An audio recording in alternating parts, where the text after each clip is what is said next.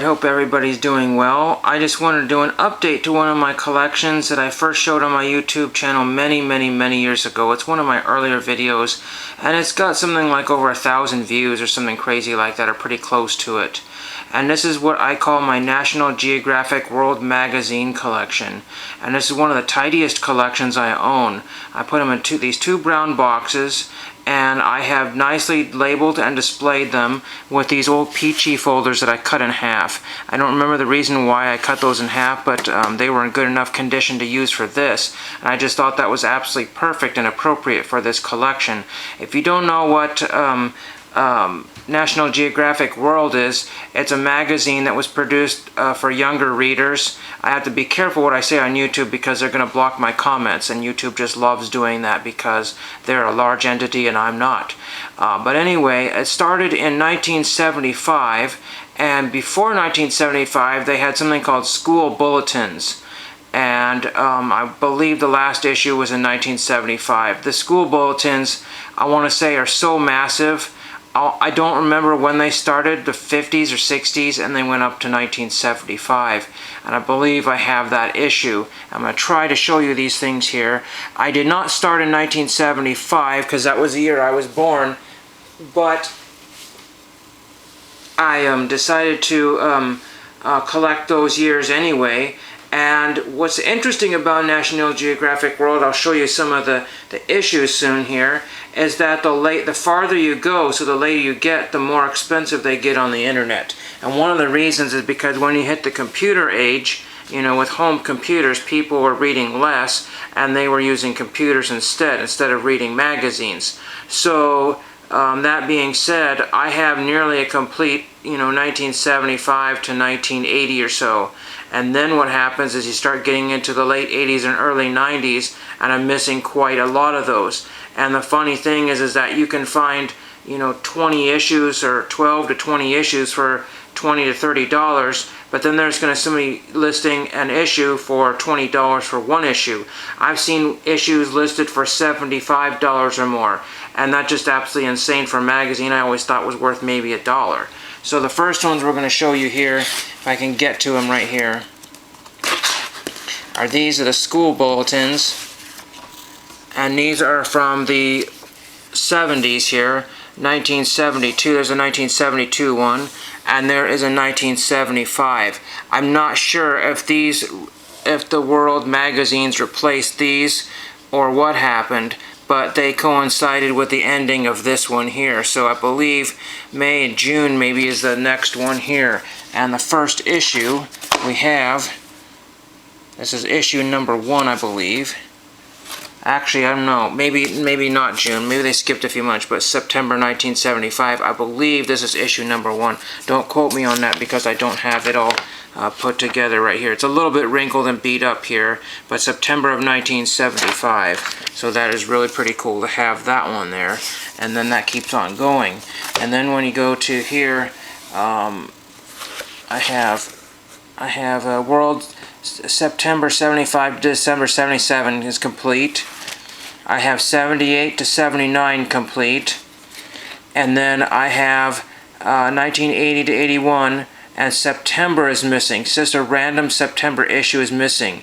And if you know anything about magazines, finding missing issues are very expensive. One of the things that I lucked upon a couple years ago is I was at a Goodwill bins. I went to the book section, and there were World magazines being thrown all over the place, knowing what they cost on eBay and not having any value, but then having to replace those. I went and bought every one of them. I cannot remember if they were 25 cents for magazines at the time or 39 cents, but I bought something ridiculous like $12 in magazines, almost $12 in magazines.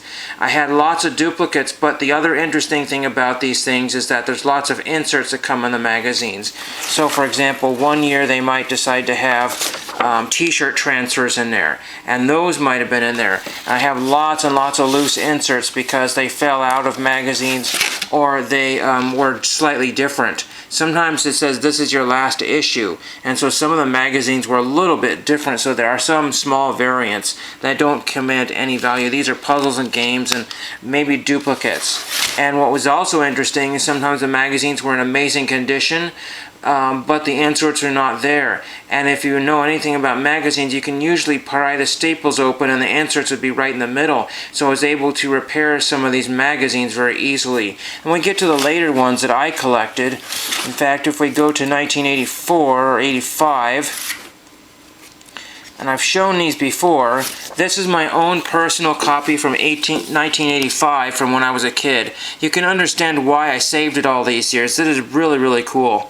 Very, very cool to have my original copy. But yet, I have also kept a fairly mint copy from 1985. So I have a much better copy. And these command a little bit of value because of the BMX issue here. That's pretty cool.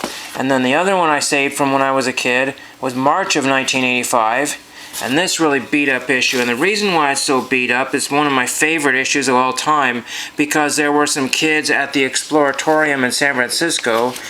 Here's a picture I also copied in high school. There's a painting I have somewhere, Visit the Redwoods, with a bus near the thing, and that's really pretty cool.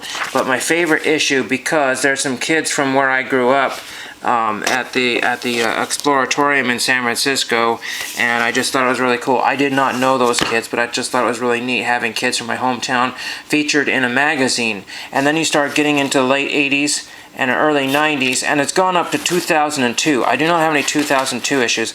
The last issue I currently have, which is one I used to have, and this is June of 1988. You have to realize I was heading towards, high school, in a few years, or the next year or whatever. And so my subscription kind of lapsed because I was doing other things and it was more important at that time. But I'll just open up some of these sections here, and then, there's a Surf's Up, article right there. Blake McElhenney. I always wondered whatever happened to these people in the magazines that were featured in the articles. I always thought it'd be cool to TTM them, but they've just fallen into obscurity. There were all kinds of inventors and sports athletes and all kinds of stuff, and I always wondered if any of them ever became famous. There's another article there, and another article there. Horse jumping of some kind. I'm not really sure what that is. And then there's always puzzles and things to do, and win scholarships and adopt a whale and stuff like that. It's pretty fun. And then it's always interesting. They have What in the World back there, and you had to figure out what these pictures were. That was one of my favorite things to do in the back there. Just a few more issues here. And like I said, if you're a very visual person, you'll remember some of these covers. Here's one here. Here's 1987. One of these I may have used as a cover in art class. I think a wolf. I don't remember which one. I don't believe I have that issue anymore. But again, the difficult thing is finding complete runs, and then if you can get them, usually they're missing one or two, and then trying to discover that last issue. And that's why people ask so much money for some of these later issues, because they've got you over a barrel. It's like, well, this magazine isn't worth anything. In fact, in one of the completed listings for a different magazine, somebody thanked the person because their magazine collection burned up in a fire and they wanted to replace all those. And that's why what these are, the only value that they have is to the person who originally bought them or originally owned them, and then they have something they can connect to. I know I'm going on a little bit too far here, but one thing I do want to say is that I will try to link the original video in my description here, and I'm still trying to find, like I said, some of the later issues. When you type in National Geographic, you get thousands upon thousands of listings. When you type in National Geographic World, then you get hundreds, if not thousands, of listings of world maps and National Geographics and all kinds of stuff, and try to put them in quotes. Then you limit and miss a whole bunch of magazines because they will be listed as World Magazine. Then you put World Magazine in quotes and you get Biker World and Tennis World and Women's World and other kind of worlds, so that is what I have for you.